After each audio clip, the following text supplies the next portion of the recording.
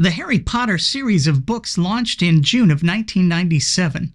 For some reason, my own daughter, born in 1990, never read the series. But my stepkids were born in 94 and 98, and their mom read the entire series with them once they were old enough. If you can do the math, you'll realize that I was in my early teens when those books came out, so I already thought myself way too cool for a series of novels about a magical kid wizard. Please.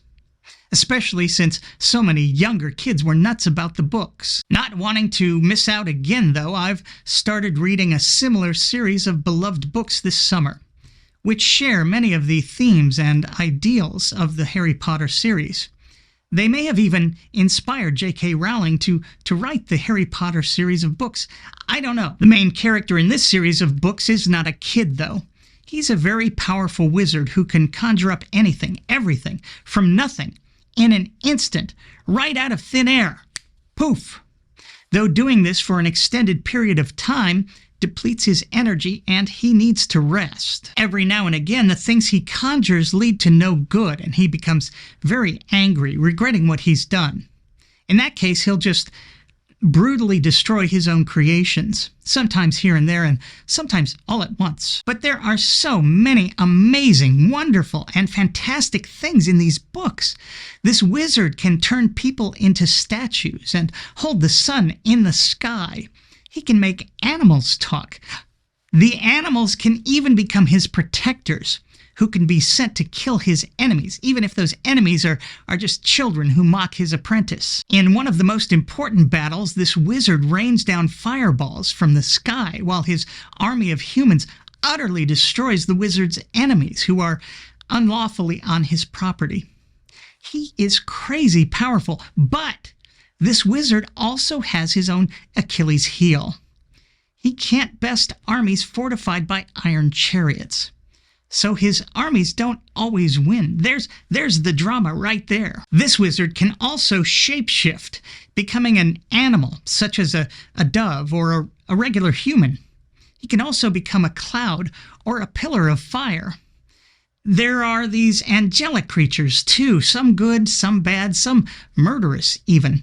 One becomes our very powerful wizard's arch enemy and battles him throughout the series. You've got dragons, unicorns, witches, giants, fortune tellers, and magical potions revealing those who would deceive. Of course, there are superheroes as well. Some can control animals and insects, even the elements such as water, or be unharmed while entirely engulfed by fire. Some of these superheroes have superhuman strength and can easily best lions or entire armies even, with a magical jawbone. But these superheroes can also find themselves betrayed and lose their superhuman powers, only to regain them using them once more in a glorious final act of self-sacrifice. Another younger wizard comes along later in the series who can transform one substance into another and magically multiply the various elements of a meal.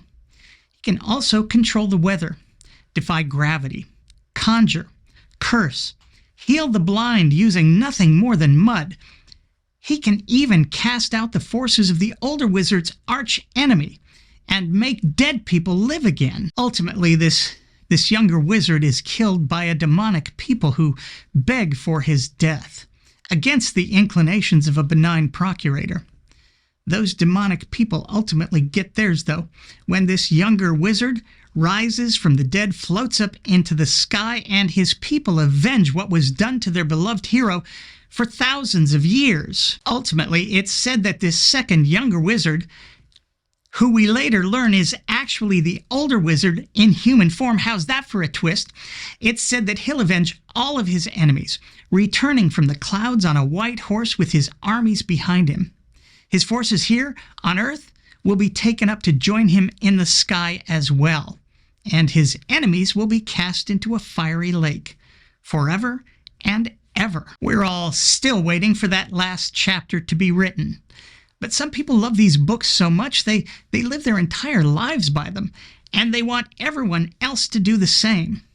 Some people even believe these stories to be literally true, despite their obviously mythical, wondrous, and fantastic nature. One man An extremely highly educated guy wants these stories to be true so badly that he's admitted publicly that if there's only a 1 in a million chance they're true, he'd still believe. If you know what this series is, keep it to yourself and let's see if others can figure it out. Once again, I'm me. Thanks for watching.